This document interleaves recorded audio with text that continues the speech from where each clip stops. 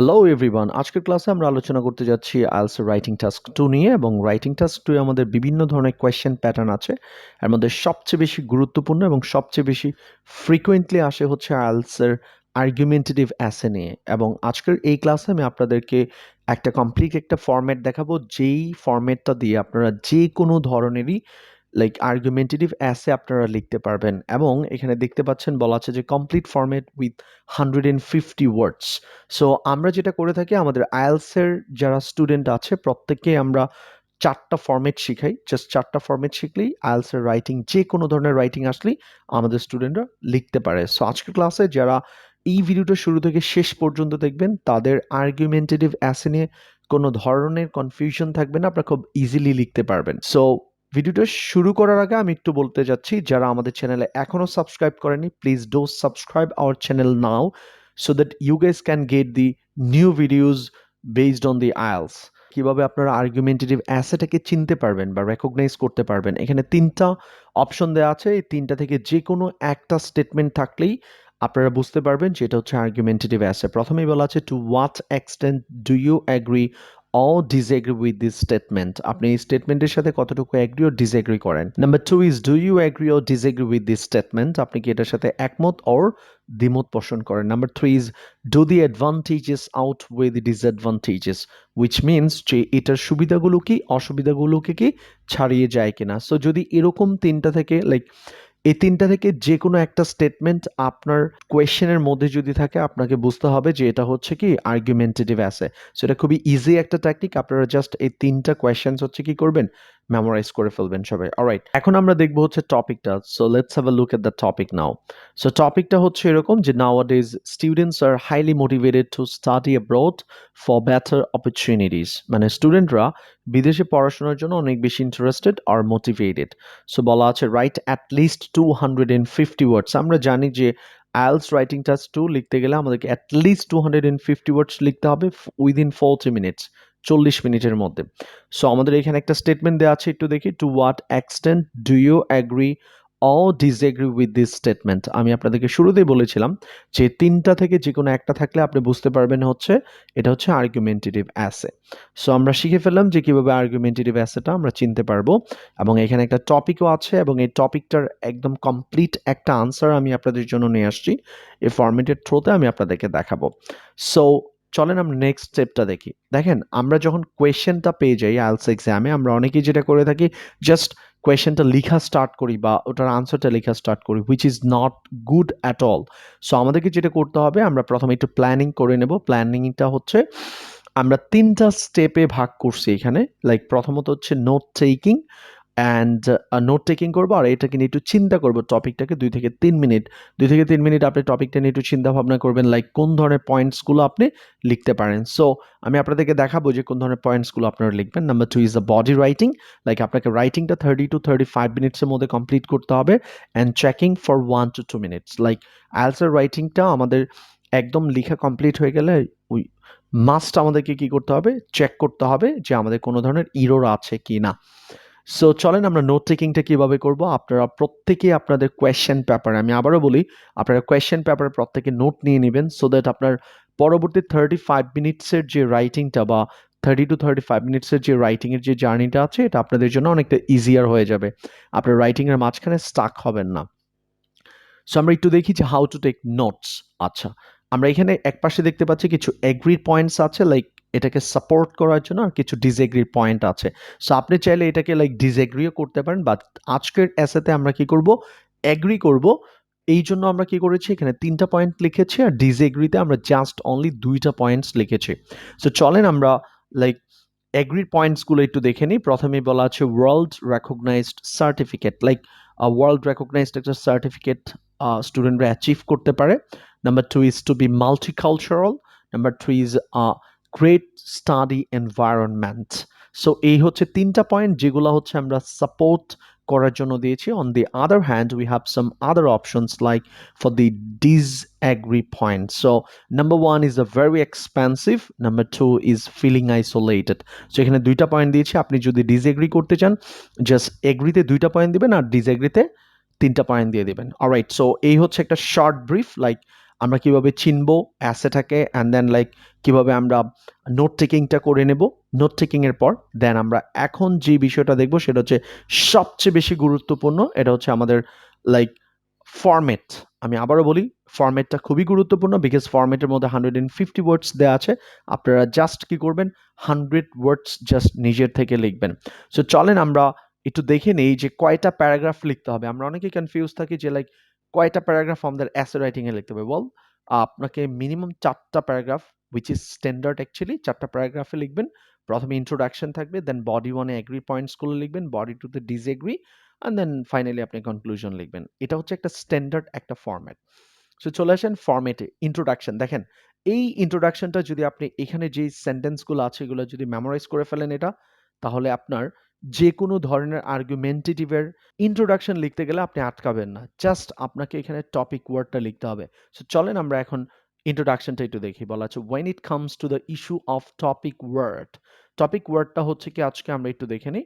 আজকে যেহেতু এটা হচ্ছে লাইক স্টাডি অ্যাব্রড নিয়ে, like students are highly motivated to study abroad for better opportunities. So এখানে কিওয়ার্ডটা হচ্ছে কি study abroad. So আমরা এখানে লিখে দিলাম যে when it comes to the issue of studying abroad, a significant number of inhabitants stand with different kinds of views. Like এই টপিকটা যখনই আসে তখন বিভিন্ন মানুষ বিভিন্ন ধরনের অপিনিয়ন নিয়ে কি করে দাঁড়ায়। একটা বিষয় খেয়াল করবেন যে আমরা যখন সেন্টেন্সগুলো লিখছি ট্রাই করছি কিছু সফিস্টিকেটেড কিছু ভোকাবুলারি অ্যাড করার জন্য। এর ফলে যেটা হবে, আপনার যখন আপনি খুব অ্যাডভান্স লেভেলের ভোক্যাবস ইউজ করবেন তখন আপনার রাইটিংটা কি হবে, হাই হবে। সো এটা হচ্ছে আমাদের ফার্স্ট সেন্টেন্সটা। সেকেন্ড সেন্টেন্স হচ্ছে well a good number of individuals tend to take this issue as rosy, which means যে অনেক একদিকে অনেক মানুষ এই বিষয়টাকে পজিটিভলি নিচ্ছে। Others seem to hold the opposite trend. আবার অন্যরা বলছে যে না এটা কি পজিটিভ না, মানে agree disagree. However, I'm going to outline both sides of this issue prior to giving a reasoned conclusion. এখানে prior to ওয়ার্ডটার মানে হচ্ছে before. সো আপনারা বিফোর ওয়ার্ডটা আমরা খুব বেশি ইউজ করি। So instead of using before we can use the prior to. So এইটা হচ্ছে আমার ইন্ট্রোডাকশন। এটাকে আপনারা জাস্ট কি করবেন, যে কোনো ধরনের আর্গুমেন্টেটিভ অ্যাসে আসলে জাস্ট কিওয়ার্ডটা লিখে আপনারা এটাকে লিখতে পারবেন। Alright, so let's have a look at the body 1। Body 1 এ আমরা এখানে যেটা করেছি, কিছু স্টার্টিং একটা সেন্টেন্স দিয়েছি, দেন কিছু ফ্রেজাল এক্সপ্রেশন আমরা নিয়েছি, যেটা আমাদেরকে হেল্প করবে আমাদের রাইটিংটা খুব ওয়েল অর্গানাইজড ওয়েতে লেখার জন্য এবং আমাদের স্কোরটাকে বুস্ট আপ করবে। সো আমরা স্টার্টিং সেন্টেন্সটা দেখে বলা আছে on the other hand, sorry on the one hand a great number of merits come from this affair in many ways। মানে হচ্ছে এই বিষয়টা থেকে অনেকগুলো পজিটিভ ব্যাপার নিয়ে আসে, মানে লাইক অ্যাডভান্টেজেস নিয়ে আসে বিভিন্ন ওয়েতে। The first and foremost point is that, এখানে আমরা আমাদের ফার্স্ট পয়েন্টটা বলবো।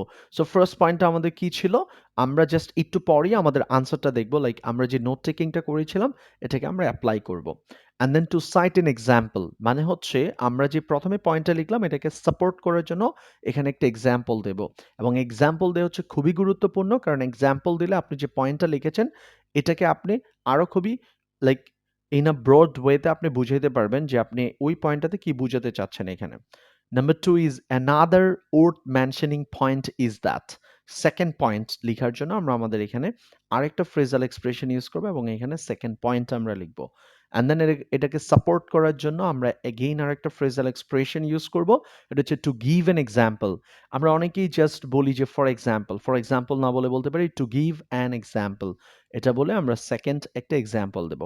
ফাইনালি আমরা বলতে পারি লাস্ট বাট নট লিস্ট। আমরা জাস্ট অনেকে লিখি ফাইনালি এরকম লিখি, বাট ফাইনালি না বলে আমরা বলতে পারি লাস্ট বাট নট লিস্ট। এটা হচ্ছে কি আমরা জাস্ট থার্ড পয়েন্টটা লিখবো, থার্ড পয়েন্টের কোনো ধরনের এক্সাম্পল লাগবে না। সো এটা হচ্ছে জাস্ট বডি 1, মানে যেখানে আমরা পজিটিভ কথাগুলো লিখবো। Let's have a look at the body 2, যেখানে আমরা ডিসএগ্রির কথাগুলো বলবো, এটার বিপক্ষে কিছু কথা বলবো আমরা। সো এখানে দেখতে পাচ্ছি শুরুটাই হচ্ছে how ever. It also seems to be more likely to come up with a couple of shortcomings. Shortcomings মানে হচ্ছে like disadvantages বা like some problems or something like that. So to begin with, দিয়ে আমরা আমাদের first পয়েন্টটা বলবো। For example দিয়ে just ওই প্রথম পয়েন্টটাকে এক্সপ্লেইন করার জন্য এখানে একটা এক্সাম্পল অ্যাড করব। দেন আমরা বলবো another most striking point is that, which means আরেকটা মোস্ট ইম্পর্টেন্ট পয়েন্ট যেটাকে ইগনোর করার মতো না, এটা বলে আমরা জাস্ট এখানে সেকেন্ড পয়েন্টটা লিখবো। দেখেন, আমি একটা ব্যাপার আপনাদেরকে একটু ক্লিয়ার করি। এই যে however, it also seems to be more likely to come up with a couple of shortcomings to begin with. এই লেখাগুলো কিন্তু আপনারা সবসময় কমন রাখবেন। body 2 যখন লিখবেন সবসময় এগুলো আপনারা কমন রাখবেন মানে লিখতে পারবেন আপনি।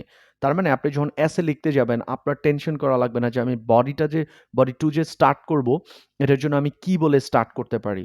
খুব স্মুথলি আপনি এই সেন্টেন্স গুলোকে এখানে ইউজ করতে পারেন। যেকোনো ধরনের নন আর্গুমেন্টেটিভ অ্যাসের যেকোনো ধরনের আর্গুমেন্টেটিভ অ্যাসার লাইক স্টার্টিংটা আপনারা এভাবে করবেন এবং লাইক পয়েন্টসগুলো এভাবে বলবেন। সেকেন্ড পয়েন্টের জন্য আমরা কি করছি এখানে ফ্রেজাল এক্সপ্রেশনটা ইউজ করছি অ্যান্ড দেন ফর ইনস্ট্যান্স বলবো লাইক এক্সাম্পল অ্যাড করব। আমরা লাইক একটু আগেই আমি বলেছি আপনাদেরকে যে ফর এক্সাম্পল আমরা বলতে পারি, বাট ফর এক্সাম্পল না বলে আমরা বলতে পারি কি ফর ইনস্ট্যান্স। যতটুকু সম্ভব ভ্যারিয়েশন রাখা সো দ্যাট আপনার এক্সামিনার বুঝতে পারে যে আপনার like stock of the words like আপনার যে ভোকাবুলারি রেঞ্জটা আছে এটা খুবই ভালো আছে অ্যান্ড এভাবে আপনার স্কোরটাও বুস্ট আপ হবে অ্যান্ড দেন মোর ওভার দিয়ে আপনি থার্ড পয়েন্টটা লিখবেন। বাট আজকের যেহেতু আমরা এগ্রি করছি সেহেতু আমরা থার্ড পয়েন্টটা এখানে লিখবো না।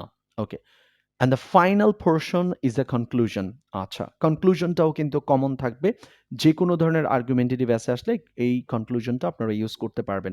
তো তবে আমি একটু বুঝিয়ে দিচ্ছি কারণ এখানে আসলে একটা ইম্পর্টেন্ট ব্যাপার আছে, একটু দেখা দিচ্ছি। Like to sum up having illustrated both sides of this affair, like এই বিষয়ের দুটো সাইড নিয়ে আলোচনা করার পর I would like to state my opinion that, আমি আমার অপিনিয়ন দিতে চাই যে I strongly agree or disagree. দেখেন এই টপিকটা আমি শুরুতেই বলেছি আপনি চাইলে এগ্রিও করতে পারেন, ডিসএগ্রিও করতে পারেন। সো আপনি কি করছেন এখানে? আপনি কি এগ্রি করছেন কিনা ডিসএগ্রি করছেন? সো আপনি যদি এগ্রি করেন তাহলে একটা ওয়েতে আপনাকে বলতে হবে। আমি আবারও রিপিট করছি। আমরা যারা টপিকটাকে এগ্রি করব তারা কি বলবো? এভাবে বলবো যে I would like to state my opinion that I strongly agree with this statement as it comes up with a good number of merits. So খেয়াল করেন যদি অ্যাগ্রি বলি তাহলে বলবো ম্যারিটস মানে পজিটিভ পজিটিভ বিষয়গুলো নিয়ে আসে। আর যদি আমরা বলি যে ডিসএগ্রি করি আমি তাহলে বলবো আমরা কি ডিমেরিটস। খেয়াল করবেন অ্যাগ্রি করলে ম্যারিটস, ডিসএগ্রি করলে ডিমেরিটস। সো এটা হচ্ছে একটা কনক্লুশন, খুবই স্ট্যান্ডার্ড একটা কনক্লুশন যেটা দিয়ে আপনারা আপনাদের অ্যাসেটাকে শেষ করতে পারেন। সো এই হচ্ছে একটা complete format like the introduction, body 1, body 2 and then conclusion. এখন আমি যে কাজটা করব সেটা হচ্ছে দেখেন আমরা এখানে কিছু পয়েন্টস নিয়েছিলাম। এগ্রিতে ৩ টা পয়েন্টস নিয়েছিলাম এবং ডিসএগ্রিতে ৩ টা পয়েন্টস নিয়েছিলাম। এগুলাকে আমরা কিভাবে ফরম্যাটটার থ্রোতে কিভাবে আমরা লিখব, কিভাবে আমরা ফরম্যাটটাকে এপ্লাই করব এই বিষয়টা আমরা একটু দেখব, রাইট? ওকে। চলে আসেন আমাদের আনসারটার মধ্যে আমরা দেখি। লাইক ইন্ট্রোডাকশনটা দেখেন। খুবই সিম্পল, কিচ্ছু করছি না। আমি ফুল ফরম্যাটটা থাকবে। জাস্ট আমি কি করব এখানে কিওয়ার্ডটা লিখে দেব। Let's move into the body 1। একটু বডি 1 এ কিছু ব্যাপার একটু শিখার আছে এবং এই জিনিসটা শিখতে পারলে আপনার লাইক যেকোনো ধরনেরই লাইক আপনি বডি লিখতে যান আর্গুমেন্টেটিভ অ্যাসের খুব ইজিলি আপনি লিখতে পারবেন। সবাই একটু এই পোরশনটুকু একটু মনোযোগ দিয়ে দেখবেন। On the one hand, যেটা আমাদের ফরম্যাটে ছিল, a great number of merits come from this affair in many ways. The first and foremost point is that এটা বলে আমরা আমাদের প্রথম পয়েন্টটাকে বলবো। প্রথম পয়েন্টটা ছিল যে ওয়ার্ল্ড রেকগনাইজড সার্টিফিকেট। এখন আমরা যদি এভাবে বলে দিই the first and foremost point is that world recognised certificate. দেখেন এটা কিন্তু কমপ্লিট একটা সেন্টেন্স না, that was a point, just আমরা একটা শর্ট নোট নেওয়ার জন্য ওটা নিয়েছিলাম। বাট এটা ডিরেক্টলি এভাবে বললে বা লিখলে হবে না বিকজ আমরা ওরকম মার্কস পাবো না। সো আমাদেরকে কি করতে হবে একটা কমপ্লিট সেন্টেন্স লিখতে হবে। সো কমপ্লিট সেন্টেন্সের জন্য আমরা এখানে কি লিখলাম, studying abroad comes with a world recognized certificate for all types of international students, মানে সব ধরনের ইন্টারন্যাশনাল স্টুডেন্টদের জন্য বিদেশে পড়াশোনাটা একটা ওয়ার্ল্ড রেকগনাইজড সার্টিফিকেট নিয়ে আসতে পারে। তাহলে দেখেন এখানে আমরা কি করলাম, রেড কালার যে ওয়ার্ডস গুলো আছে এগুলো হচ্ছে আমাদের নিজের থেকে লিখছি আমরা। আর উপরে যেগুলো ব্ল্যাক কালার ওয়ার্ডস গুলো দেখছেন এবং আন্ডারলাইন আমি করে দিয়েছি এগুলো আপনারা বডি 1 লেখার ক্ষেত্রে আপনারা ইউজ করতে পারছেন। সো এগুলো মেমোরাইজ করে ফেলবেন। এটা যেকোনো ধরনের আর্গুমেন্টেটিভ এর বডি 1 এ আপনারা লিখতে পারবেন। জাস্ট রেড মার্ক করা যে ওয়ার্ডস গুলো আছে সেন্টেন্সটা জাস্ট আপনারা লিখবেন। সো আমি আপনাদেরকে এর আগে ফরম্যাটে বলেছিলাম যে আমরা কিছু সাপোর্ট করার জন্য কিছু এক্সাম্পল ইউজ করব এবং এর জন্য আমরা কিছু ফ্রেজাল এক্সপ্রেশন ইউজ করব। সো আমরা ফর এক্সাম্পল না বলে বলতে পারি টু সাইট এন এক্সাম্পল। খুবই রিচ একটা ফ্রেজ আপনারা ইউজ করতে পারেন আপনাদের স্কোর বুস্ট আপ করানোর জন্য। সো বলতে পারি এভাবে, এটার একটা এক্সাম্পল হিসেবে the certificate obtained from a first world country's university seems to be highly accepted by all walks of multinational companies in all over the world. দেখেন সেন্টেন্সটা একটু সফিস্টিকেটেড ওয়েতে এবং একটু কমপ্লিকেটেড ওয়েতে আমরা লিখেছি। কারণ আমাদের এই ভিডিওটা বা এই ক্লাসটা লাইক যদি আপনারা প্রপারলি এইভাবে আপনারা এপ্লাই করতে পারেন এই ধরনের সেন্টেন্স স্ট্রাকচারগুলো, অফকোর্স আপনাদের রাইটিংয়ে 7+ থাকবে। আপনারা অনেকেই চিন্তিত থাকেন যে আমার রাইটিংয়ের স্কোর কিভাবে বাড়বে। অফকোর্স আপনাকে ভোকাবুলারি এবং স্ট্রাকচারটা খুবই অ্যাডভান্স ওয়েতে লিখতে হবে, তখনই আপনার স্কোরটা হাই হবে। তাহলে এখানে দেখতে পাচ্ছেন জাস্ট আমি একটা এক্সাম্পল নিজের থেকে লিখব, আর আমার ফ্রেজাল এক্সপ্রেশনটা তো কমন থাকবেই আমার এটা ফরম্যাটের জন্য। এবং আরেকটা অ্যানাউন্সমেন্ট আমি আপনাদেরকে দিয়ে দিই, সেটা হচ্ছে যে আমাদের পরবর্তী ভিডিওগুলো আমি যেমন অ্যাডভান্টেজ, ডিসঅ্যাডভান্টেজ, রিজন, সলিউশন এবং নন আর্গুমেন্টেটিভ অ্যাসে আরও 3টা ক্যাটাগরি বাকি আছে। আমরা এই 3টা ক্যাটাগরি লাইক টপিক নিয়ে আমরা কাজ করব। আমাদের নেক্সট ভিডিওগুলো ওই অ্যাসেগুলোর উপরে আমি আপলোড করব। দেন আমরা নেক্সট পয়েন্টে যাব। Another worth mentioning point is that, এটাও কিন্তু আমাদের সবসময় কমন থাকবে। এবং এখানে আমরা বলেছিলাম যে students like can be multicultural অথবা টু বি মাল্টিকালচারাল, এই পয়েন্টটা আমাদের ছিল। দেখেন যখন আমরা নোট নিয়েছিলাম, নোট নেওয়ার সময় টু বি মাল্টিকালচারাল মানে শর্ট ছিল, কারণ আমার এখানে মাত্র 40 মিনিট সময় থাকবে, আমার হাতে খুব বেশি সময় থাকবে না, যার কারণে আমি নোটগুলো খুব শর্টলি নিয়েছিলাম। বাট আমি যখন আনসার লিখবো তখন অফকোর্স আমাকে এক্সপ্লেন করে কি করতে হবে, লিখতে হবে। সো আমরা এখানে বললাম peoples also can be multicultural. এখানে পিপলস মানে হচ্ছে স্টুডেন্টস, রাইট? ওকে, তারপর আমরা কি করব, এটাকে সাপোর্ট করার জন্য একটা এক্সাম্পল লিখব। এর জন্য আমরা বললাম টু গিভ এন এক্সাম্পল, যেটাকে আমরা ফর এক্সাম্পল বলি। তাহলে ফর এক্সাম্পল না বলে বলতে পারি কি টু গিভ এন এক্সাম্পল, আমরা এখানে লিখতে পারি। সো এক্সাম্পলটা আমরা একটু দেখি। As they have an opportunity in order to stay with various types of international students belonging to different parts of the world, they are more likely to know about a wide range of culture and customs. মানে হচ্ছে যেহেতু তাদের একটা opportunity আছে বিভিন্ন ধরনের international স্টুডেন্টদের সাথে থাকার জন্য, যারা হচ্ছে বিশ্বের বিভিন্ন দেশ থেকে আগত, তাদের বেশি সম্ভাবনা আছে যে তাদের বিভিন্ন কালচার এবং কাস্টম সম্পর্কে তারা কি করতে পারে, জানতে পারে এবং শিখতে পারে। তাহলে আপনার উচিত হচ্ছে একটা পয়েন্ট যখন লিখবেন ট্রাই করবেন এটাকে একটা প্রপার একটা এক্সাম্পল ইনক্লুড করার জন্য। অ্যান্ড লাস্ট পয়েন্টের জন্য আমরা বলবো last but not list, most of the international universities provide a great study environment for their pupils. তাহলে কি বললাম যে বেশিরভাগ ইন্টারন্যাশনাল ইউনিভার্সিটিসগুলা তাদের স্টাডিটা প্রপারলি কমপ্লিট করার জন্য তাদের স্টুডেন্টদের জন্য খুব ভালো একটা এনভায়রনমেন্ট দেয়, যাতে করে তারা পড়াশোনাটা খুব ভালোভাবে কমপ্লিট করতে পারে। তাহলে আমরা এখানে দেখলাম যে ব্ল্যাক কালার যে ওয়ার্ডসগুলো আছে এবং মার্ক করা আছে এগুলো সবসময় কমন থাকবে, আপনারা এগুলো মেমোরাইজ করে ফেলবেন। জাস্ট আমরা কি করব, এই সেন্টেন্সগুলো আমাদের নিজে থেকে লিখতে হবে, দ্যাটস ইট। এই হচ্ছে আমাদের বডি 1টা, কমপ্লিট একটা বডি 1।